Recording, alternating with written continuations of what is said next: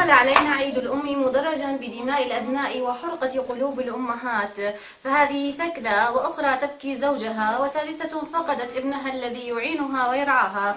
هذا حال عيد الأم في سوريا الذي حوله بشار الأسد وعصاباته الأسدية إلى حزن وبكاء وعويل. فلنرى مطالب أمهات ونساء سوريا في هذا اليوم في عيدهن.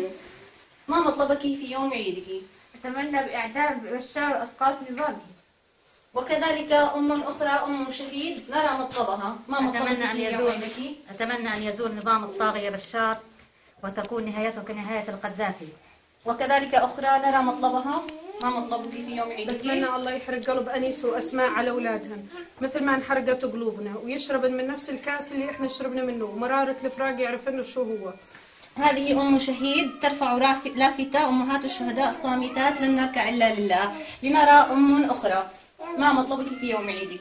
أولا أبعث التهنئات والتبريكات بشهداء درعا كاملا وفي عيد الأم، وأتمنى أن يكون نهاية بشار ونظامه في 18/3/2012 في درعا. اللهم آمين. وكذلك أم أخرى نرى مطلبها. ما مطلبك في يوم عيدك؟ بتمنى تكون مشنقة بشار بوسط حوران ويجروه على ظهر حمار على حمص العادية ويدعس على قبره الصغير قبل الكبير. اللهم حقق طموحات أمهات الشهداء. لدينا أم شهيد طفل فقدت ولدها في يوم عيدها.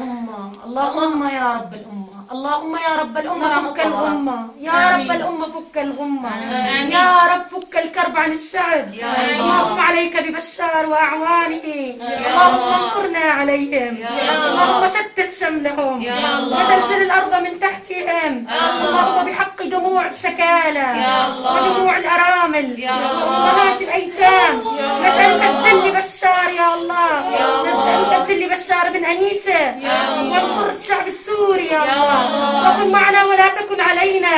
اللهم بحق محمد وآل محمد انصرنا يا الله، وفقنا يا الله، قوينا يا الله، قوينا يا الله، على سيدنا محمد وعلى آله وصحبه. هذا حال أمهات الشهداء في يوم عيدهن. زهرة الحرية، قنوات الإعلام الحر، داعل.